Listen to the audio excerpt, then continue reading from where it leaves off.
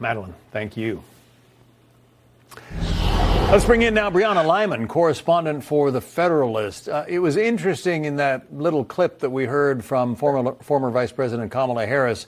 She said, work on building your political power.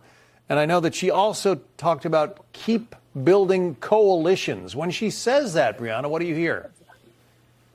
Yeah, I think that the idea that the Democrats should keep building coalitions is extremely telling of why Democrats are both ideologically incoherent and politically unstable. Because as a party, they have been so obsessed with this identity-based coalition building that they have created this patchwork framework in which they have a bunch of different competing interest groups within their party, all with different priorities, grievances, demands, fighting one another to get the favor of the Democratic leaders. And it becomes a problem for Democrats because if you look at, for instance, the pro-Palestinian wing, they are at odds with the Jewish wing of the party. You have those in the Democratic Party saying men can become women and men should play in women's sports at odds with traditional feminists. All of them are competing. And when it comes to election season, what Democrats have done in the past decade or so is say, let's just cater to the loudest interest group around. And that leaves moderate Democrats, moderate Republicans, and independents saying, how does this policy affect me? It seems it's just catering to one particular interest group. So Democrats shouldn't be focused on building different coalitions. They should be focused on articulating a specific set of principles and values in which every interest group can actually find something they like and be under that umbrella. We're going to get into this young Democrat voters meeting in just a minute. But when you look around the party these days, it seems like socialism and Marxism even have really taken hold of many of the Democrat faithful. Yeah, I think the appeal of socialism, particularly to, young Democrats, is a failure of political leadership on both sides of the aisle. Because, candidates like Zohran Mamdani, he didn't appeal to young voters because socialism has such a high success rate. He appealed to them, one, because they're historically illiterate, but two, that generation, my generation, we have a very different financial situation than my parents' generation or my grandparents' generation. And a lot of our ruling class does come from those two preceding generations. And so for a lot of young people, it feels as though they haven't realized that times have changed. Things are not the same as 1950, 60, 70, 80, and it's as if they're not listening to us. And what progressives do better than Democrats and Republicans is they say, we hear you. And what the progressives get wrong is then they say, it's because of capitalism. It's not because of capitalism, right? But unfortunately, Republicans and Democrats have yet to head on address these financial problems that my generation is facing. And these young progressives and young Democrats say, hey, Zohran Mamdani is giving me a place to put my blame. I like that. He seems to have a good explanation for why things are bad. I'm going to go with him. Well, the former vice president seemed to suggest that handouts might be a good thing for the current generation. Listen to Kamala Harris. I think of you the way history thought of the greatest generation.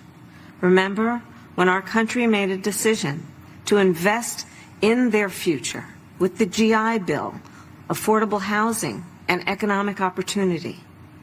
So we've done it before.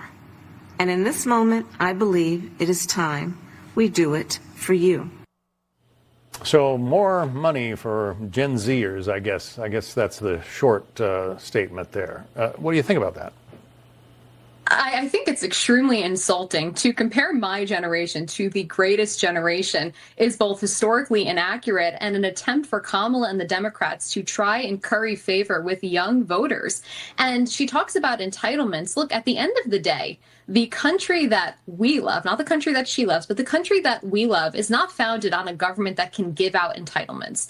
Government's sole purpose is just to be there to secure your natural rights, not give you free things. And that's where the divide between Democrats and Republicans has come down to. And unfortunately, what Kamala right now is doing is she is trying to appeal to those young progressive voters who want government to give them everything, who don't want to work for things, and who don't really understand history or finance. Maybe you can illuminate us about Panda Guy, because at that Democrat conference, young Democrat conference in the D.C. area, they weren't getting a whole lot of excitement, I guess, so they put a guy in a panda head and put him up on stage. Yeah, John, I saw this and I was also confused, but it's part of the Democrats' playbook. Every time they have to run a campaign or try to appeal to voters, they do things that don't actually resonate, right? Last year, it was Brat Summer. That was supposed to appeal to people my age. I don't know what Brat Summer is. Now they're trotting out a guy in a panda costume. It almost feels like they're trying to appeal to 5-year-olds rather than 18 plus.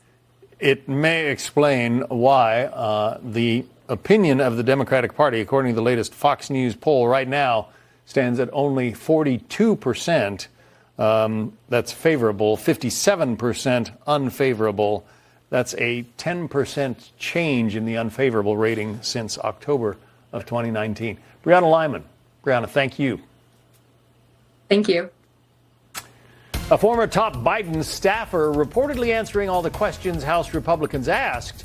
What that could mean for the investigation into the former president's mental acuity. Next.